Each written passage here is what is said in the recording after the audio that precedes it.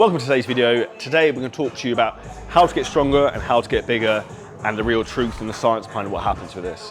Now, there's four things we're really going to go through here. So number one is motor unit recruitment within muscles. Now, what do I mean by this? There's the debate between heavy weights, low reps, low weight, high reps. Which one is going to stimulate the most muscle fibers to be recruited? Now, if we think about it from a logical point of view, I'm moving house. I need to move a heavy box. I can move that on my own. If I needed to move a piano, I'm going to have to recruit more people, aka more muscle fibers, to help me move it. So that's really what we think about here. When we're actually increasing our load, we're forcing our body to recruit more motor units, recruit more muscle fibers, and bring more people to the party to move the piano. Now, in the reality of how do we actually want to use this in terms of affecting our training, I personally tend to start my training by starting working sets heavier.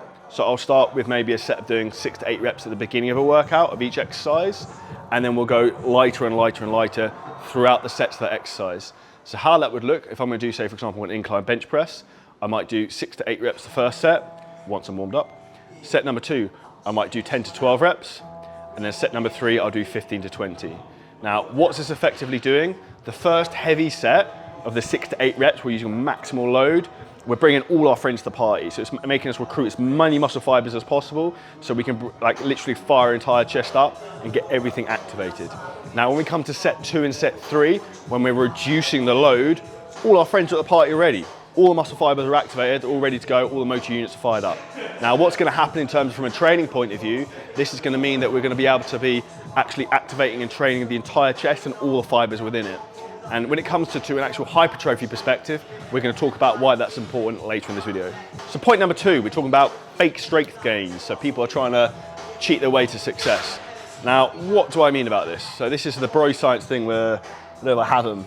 People they stick their headphones on, they put on some heavy metal, and then they go balls to the wall with it, and they have no attention in terms of what's actually going on. So one thing I'd like you to think about is that scientifically, when you go above your 85% 1 rep max in terms of load, so for example, my bench press was 100 kilos. If I was to do 85 kilos or above, you physiologically do not have the ability to contract muscles consciously. Your fight or flight reaction just kicks in being like, don't let this bar crush me. So what happens when we're in that instant, people tend to cheat the reps. We notice that they tend to let their form go, so they're doing a bench press, they're bouncing the bar, they move the weight too quickly, they're using a stretch reflex response, so literally coming down super fast and then bouncing back up, which is a fast way to tear your pec and destroy your connective tissue. And these are all different ways people use to cheat reps to progressively overload a muscle. But the reality is you're only progressively overloading a muscle if you're doing consistent and standardized form. So what's very important, I really emphasize this with all clients, is when you start a training program, focus at the beginning, nailing the exercise execution, the tempo, and have complete control of what you're doing, even if you do more reps than you're supposed to do, and then build the weight up from there. That's how you build solid foundations to your training program and your physique and take you to the next level. Lastly, people aren't growing muscle and getting bigger. Why? Because they're not eating enough. If you want to build muscle, you have to be in a calorie surplus unless you're untrained or a newbie. So if you are a newbie, welcome to the channel, welcome to the fitness world. You're in for a fun ride. And the number 1 tip to you would be to get educated fast. If you want help with that, hit the link below, you can book in a free 6-pack stretch call. Now start to plug over, back into the video.